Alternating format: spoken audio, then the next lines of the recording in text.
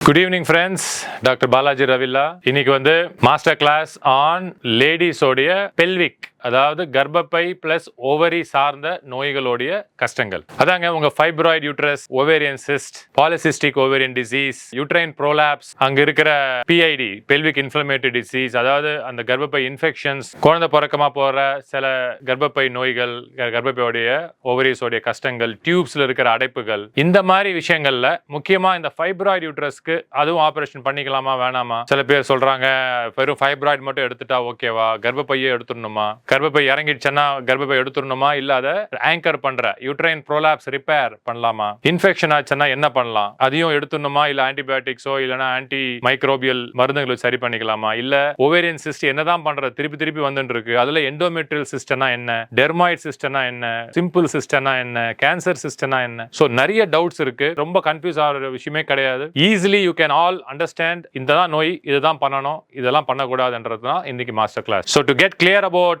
uterus and ovarian problems, shall we jump into our class? We will do it now.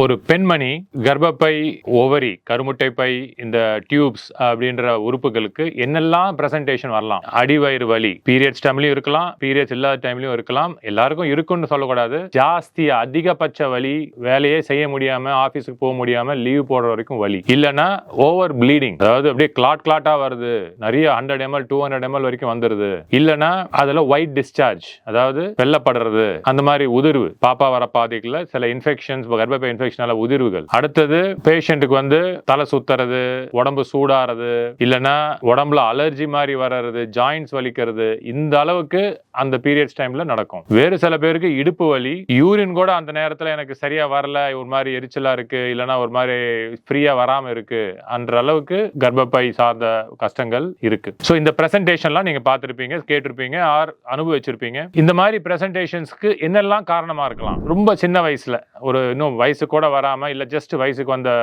பசங்களுக்கு பார்த்தா polycystic ovarian disease, பிசிஓடின்னு சொல்லுவோம். So இந்த நோய் அப்படியே பபுளா அந்த கருமுட்டை பை பக்கத்துல சோப் பபுள் மாதிரி, கொஞ்சம் நுரை பபுள் மாதிரி கொஞ்சம் உருவாயிருக்கும். இது ஹார்மோனல் எக்ஸஸ் அப்படின்ற ஒரு காரணத்தினால சொல்றோம். ஒண்ணு, அந்த குழந்தை ஓவர் வெயிட் ஆயிட்டு இருக்கு, ஆக்டிவிட்டி குறையுது, உணவு நார்மலாவோ அதிகமாவோ இருக்கு, இல்லனா அந்த குழந்தைக்கு மனசுல டென்ஷன், எக்ஸாம் டென்ஷன், ஏதாவது யூனிவர்சிட்டி டென்ஷன் ஏதாவது இருக்கும்போது அதனாலேயே கூட ஹார்மோன்ஸ் கொஞ்சம் டிஃபரெண்டா அதனால இந்த பாலிசிஸ்டிக் ஓவேரியன் டிசீஸ் வரலாம். அடுத்தது, அதே குழந்தை இன்னும் கொஞ்சம் பெருசாகி கல்யாணமாகி அந்த ஸ்டேஜ்ல பாத்தீங்கன்னா கர்ப்பப்பை இன்ஃபெக்ஷன்ஸ் ஆகலாம். ஆண் பெண் உருவப்போ சில இன்ஃபெக்ஷன்ஸ் போகலாம், யூரின் இன்ஃபெக்ஷன் சில கர்ப்பப்பைக்கு போகலாம், pelvic inflammatory disease, vaginitis, cervicitis, அதனால வரக்கூடிய வெஜைனா சுத்தி இருக்கிற அரிப்புகள், வலி, டிஸ்சார்ஜ், இது மாதிரி நிறைய கண்டிஷன்ஸ் இருக்கு. அதே சமயத்துல இந்த கல்யாண ஆன வயசுல இன்ஃபர்டிலிட்டி, இந்த மாதிரி வலிகள், இந்த மாதிரி இன்ஃபெக்ஷன்கள், இந்த மாதிரி கஷ்டங்கள் இருக்கும்போது அந்த குழந்தை பிறக்காம போறதுக்கும் வாய்ப்பு இருக்கு. பிசிஓடி எல்லாம் இருக்கும்போது அவங்களுக்கு பாப்பா பிறக்கக்கூடிய அந்த தெம்பும் கர்ப்பப்பை, கருமுட்டை பை இடத்துக்கு இல்லாம போகுது. அடுத்தது, இன்னும் கொஞ்சம் வயசா எல்லாம் பாப்பா எல்லாம் பிறந்து ஒரு மிடில் டு மெனோபாஸ் ஏஜ்ல கிட்டத்தட்ட அந்த 40 வயசு வரும்போது ஃபைப்ராய்டு யூட்ரஸ், கர்ப்பப்பையை சுத்தி சின்ன சின்ன ஃபைப்ராய்டு கட்டிகளும் சொல்லுவோம். கேன்சர் கட்டிகள் கிடையாது, பட் இதுவும் ஹார்மோனல் கன்ஃபியூஷன்ஸ் இல்லனா ஜெனடிக் ப்ரீடிஸ்போசிஷன் இருக்கவங்களுக்கு வருது. 10 மில்லிமீட்டர்ல இருந்து ஆல்மோஸ்ட் 20 சென்டிமீட்டர், 30 சென்டிமீட்டர், ஒரு ஸ்கேல் அளவு கூட அது வளர்ந்து, நீங்க இதெல்லாம் சும்மா வளருமா, உங்க ரத்தத்தெல்லாம் இழுத்துக்கிட்டு தான் வளரும், உங்களோட ஹீமோகுளோபின் டிராப் ஆயிடும். இதுக்கப்புறம் அதே வயசுல சில பேருக்கு ஓவேரியன் சிஸ்ட், அதாவது அது சின்ன வயசுலயும் குழந்தைங்க, லேடிஸ்க்கு வரலாம், கேர்ள்ஸ்க்கு வரலாம், வயசான காலத்திலயும் சிஸ்ட் அப்படின்னு ஓவரியில இருந்து வர சிஸ்ட், அதாவது ஒரு நீர் கட்டி, அதுவும் ஒரு சென்டிமீட்டர்ல இருந்து 15, 20, 30 சென்டிமீட்டர் வரைக்கும் வயிறு ஃபுல்லா கூட ஒரு சிஸ்டா பார்த்திருக்கோம். என்ன அந்த நீர் கட்டிகள்? சில ஹார்மோனல் சிஸ்ட், சிம்பிள் சிஸ்ட்னு ஒரே ஒரு சிஸ்ட் இருக்கும். சில பாலிசிஸ்டிக் ஓவேரியன் டிசீஸ், அதாவது நொர பபிள்ஸ் மாதிரி அந்த ஓவரி சுத்தி வந்திருக்கும். இது என்ன அப்படின்னா, அந்த எக்ஸ் உடையாம நின்று போயிடுது. உடஞ்சிச்சுன்னா அந்த சிஸ்ட் போயிடும். ஆனா அந்த எக் சர்ஃபேஸ்க்கு வர்றது உடையாம போனா அது அப்படியே சிஸ்டாவே நின்று போறதுனால ஒரு சைக்கிள்லயும் ஒரு சிஸ்ட் ஆகி பாலிசிஸ்டிக் ஓவரின்னு வந்துருவாங்க. சில சிஸ்ட் உள்ள சாக்லேட் சிஸ்ட் அப்படின்னுவாங்க. சாக்லேட் சாஸ் மாதிரியே இருக்குங்க. எண்டோமெட்ரியல் சிஸ்ட்னு கூட அதுக்கு மருத்துவ ரீதியான பெயர். அதாவது பீரியட்ஸ் வெளியே வர வேண்டிய அந்த செல்ஸ் ஓவரியோடைய செல்ஸ்குள்ளேயும் இருக்கிறதுனால ஓவரியிலிருந்து அந்த பீரியட்ஸ் மாதிரி உருவாகி அது ஒரு சிஸ்ட் ஆகி அது ஒரு சாக்லேட் சிஸ்ட் மாதிரி வலிக்கும், ஒட்டிக்கும். பக்கத்துல இருக்கிற குடல், யூரின் பையெல்லாம் கூட அந்த சிஸ்டுக்கு ஒட்டிக்கிட்டு நிறைய கஷ்டத்துக்கு ஆளாவாங்க.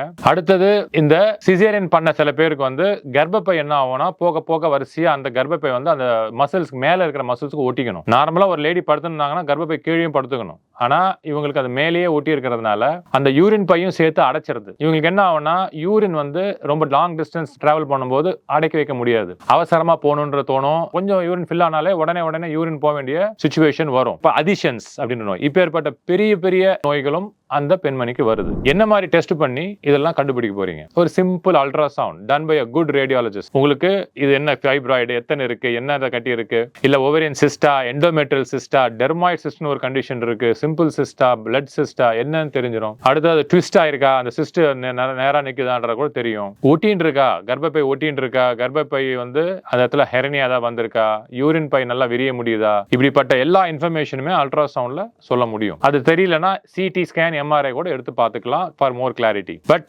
அடிவயிறு வலிகள் ஒரு லேடிஸ்க்கு வருதுன்னா எல்லாமே கர்ப்பப்பை சார்ந்திருக்குமா? இல்ல, யூரின் இன்ஃபெக்ஷனா கூட இருக்கலாம். சில பேருக்கு அடி குடல்கள் சில கிருமிகள் வந்து அதனால் இன்ஃபெக்ஷன் இருக்கலாம். நான் சொன்னல ஏற்கனவே சிசேரியன் பண்ணி இல்லனா ஹிஸ்டெக்டமி பண்ணி அந்த தழும்புல வரக்கூடிய ஹெர்னியாஸ் கூட வலிக்கலாம். முதுகு தண்டு ஸ்பைன் ப்ராப்ளம் கூட இந்த சைட்லயோ குறுக்குலயோ நேர்லயோ இல்லைன்னா வயிற்று முன்னாடி கூட வரலாம். ஸோ என்ன பண்ண போறோம்? அஃப்கோர்ஸ் ஹீமோகுளோபின் குறையுதுன்னா ஹீமோகுளோபின் செக் பண்ணணும், சிபிசி பார்க்கணும். அவங்களுக்கு ஏதாவது கர்ப்பப்பை இன்ஃபெக்ஷன் இருந்தால் டோட்டல் கவுண்ட் ஏறும், அப்போ டபிள்யூபிசி கவுண்ட் பார்க்கணும். அந்த கர்ப்பப்பை ஃபைப்ராய்ட்ஸ்னாலேயோ இன்ஃபெக்ஷன்ஸ்னாலேயோ அந்த யூரின் கிட்னிலேருந்து வந்து யூரின் பைய சேர்ற இடத்துல அந்த பாதையை அடைக்கிற மாதிரி போச்சுன்னா கிட்னி வீக்கங்கள் வந்திருந்தால் இல்ல கிட்னி யூரின்ல இன்ஃபெக்ஷன் வந்திருந்தால் அது யூரின் டெஸ்ட்ல கூட கண்டுபிடிக்கலாம். அப்புறம் அந்த கர்ப்பப்பை உதடுகள்ல இருக்கிற சில நோய்கள் ஆர் இந்த கர்ப்பப்பையே கீழே இறங்கக்கூடிய ப்ரோலாப்ஸ் ஆகக்கூடிய சில சந்தர்ப்பங்கள் எல்லாம் இந்த ஸ்கேன்ல கண்டுபிடிக்கலாம், பிளட் டெஸ்ட்லயும் கண்டுபிடிக்கலாம், இல்லனா சிடிஎம்ஆர்ஐ பண்ணிக்கலாம். எப்படி முடிவு எடுக்க போறோம்? இப்போ ஒரு ஃபைப்ராய்டு இருக்கு. இந்த ஃபைப்ராய்டு வந்து ஒரு குழந்தை கருத்தரிக்கிறதுக்கு முன்னாடி அந்த தாய்மாருக்கு வந்திருக்கு, அவங்க கல்யாணம் ஆகியும் 2 வருஷம் ஆக்டிவ் ஆண் பெண் உறவு, அப்புறம் கூட அவங்களுக்கு குழந்தை பிறக்கலன்னா இப்போ அந்த ஃபைப்ராய்டு இருக்கிறதுனால இவங்களுக்கு அந்த கரு தெரிக்குமா இல்லனா குழந்தை பிறக்காம போயிடுமான்ற டெஸ்ட் ஒன்று இருக்கு. அதுக்கு டயக்னோஸ்டிக் லாப்ரோஸ்கோபி அப்படின்னு கேமரா உள்ள போட்டு அந்த கர்ப்பப்பை ஒட்டி இருக்கா, கர்ப்பப்பையில இருந்து வர டியூப்ஸ், அதாவது அந்த டியூப்ல தான் இந்த முட்டை உள்ள வருது, கீழ இருந்து ஸ்பெர்ம் வருது, உள்ள இருந்து முட்டை வருது, அந்த ஜாயின் ஆற டியூப்ஸ் வந்து அடைப்பு இருக்கா, இல்ல அந்த பாலிசிஸ்டிக் ஓவரியன் டிசீஸ் இருந்தா அதை உடைச்சு விடலாமா, இல்ல கர்ப்பப்பைக்குள்ளேயே சில இன்ஃபெக்ஷன்ஸ்னால கர்ப்பப்பையோடைய அந்த கேவிட்டியே வந்து அடைச்சிருக்கா அப்படின்றதெல்லாம் நம்ம அதில் கண்டுபிடிக்கலாம். ஹிஸ்டோஸ்கோபி மூலமும் கண்டுபிடிக்கலாம். இதுல வந்து முடிவு எப்படி எடுப்போம்னா, ஃபைப்ராய்ட்னால அந்த டியூப் அடைக்கல அப்படின்னா அப்போ அது இன்ஃபெக்ஷனால அடைச்சிருக்கா இல்ல டிபினால அடைச்சிருக்கா அந்த டெஸ்ட்லாம் பண்ணி பார்த்து, இல்ல அந்த பொண்ணுக்கு ஹார்மோன்ஸ் பிரச்சனை ஏதோ ஒரு பலகீனம் இருந்தா அதை கொஞ்சம் ஆக்மெண்ட் பண்ணி, இல்ல அந்த ஆணுக்கு இருக்கிற பிரச்சனைகளை சரி பண்ணி அந்த கருத்தரிக்க இன்ஃபர்டிலிட்டியை கியூர் பண்ணிடுறோம். பட் இதுவே ஒரு ஃபேமிலி பிளானிங் வரைக்கும் முடிச்ச ஒரு லேடிக்கு ஃபைப்ராய்டு வந்து ஹீமோகுளோபின் குறைஞ்சி ப்ளீடிங் ஆயிட்டு வலிச்சிட்டு இருந்தால் 2 வகை இருக்குது. இதுல வந்து அந்த ஃபைப்ராய்டை மட்டும் எடுத்துடலாம், மயோமெக்டமி அப்படின்னு சொல்ற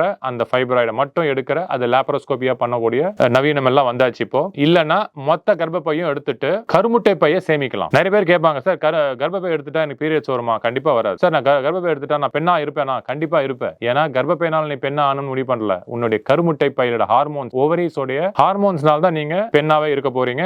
அதை யாருமே டச் பண்ண போறது இல்ல ஃபைப்ராய்ட்ல. சோ நிறைய பேர் இந்த கன்ஃபியூஷன், சார் எடுக்கலாமா வேணாமா அப்படின்னா, ஃபைப்ராய்ட்ஸ் இருந்து அனிமியா வந்து கிட்டத்தட்ட 6-5 எல்லாம் போகும்போது மாசம் வலி இருந்து இவங்க மருந்துங்க எல்லாம் கொடுத்து பார்த்தும் கூட அது பயன் இல்லைன்னா அதுக்கு மேல அதை வச்சுக்கிறது புத்திசாலித்தனம் கிடையாது. ஏற்கனவே பீரியட்ஸே உங்களுக்கு கஷ்டம்னா இது வேற மிகுந்த கஷ்டம் வந்து உங்களுக்கு மைக்ரைன் ஹெட்ஏக்ல இருந்து உங்களுடைய பர்சனல் ரிலேஷன்ஷிப்ஸ், உங்களுடைய அகாடமிக் அண்ட் உங்களுடைய வேலையில இருக்கிற ஈடுபாடும், சில பேர் வேலையை விட்டு வந்துடுறாங்க. இதனால இந்த அளவுக்கு போகாம பாத்துக்கணும்னா you should take a decision. இன்னைக்கு லாப்ரோஸ்கோபிக் ஹிஸ்டெக்டமி அப்படின்றது மேக்ஸிமம் ஒரு 30 to 45 minutes ப்ரொசீஜர். இதுல என்ன ஒரே ஒரு டிஃபிகல்ட்டி வரும்னா, முன்னாடி 2-3 சிசேரியன் பண்ணிருந்தாங்கன்னா அந்த கர்ப்பப்பை அந்த சிறுநீர் பையோட ஒட்டிட்டு இருக்கும். ஒட்டிட்டு இருக்கும்போது அதை கொஞ்சம் கேர்ஃபுல்லா எடுத்து ஒரு 1 hour 1.5 hours கர்ப்பப்பையை சரி பண்ணிடலாம். பெருசா இருக்கு இதெல்லாம் கூட எப்படி எடுப்பீங்க? ரொம்ப 30 சென்டிமீட்டர் 20 சென்டிமீட்டர் இருக்கு எடுத்துடலாம். அதுக்கு மார்சிலேட்டர் அப்படின்ற ஒரு அறுவை வச்சு லாப்ரோஸ்கோபியா அந்த கர்ப்பப்பையை உள்ளிருந்து ரிலீஸ் பண்ணிட்டு அதை மார்சிலேட்டர் மூலமா பிட்டா எடுத்து டெஸ்ட் காமிச்சிடலாம். இதுவே கேன்சர் வந்தா என்ன பண்ணலாம்? கேன்சர் வந்தாலாம்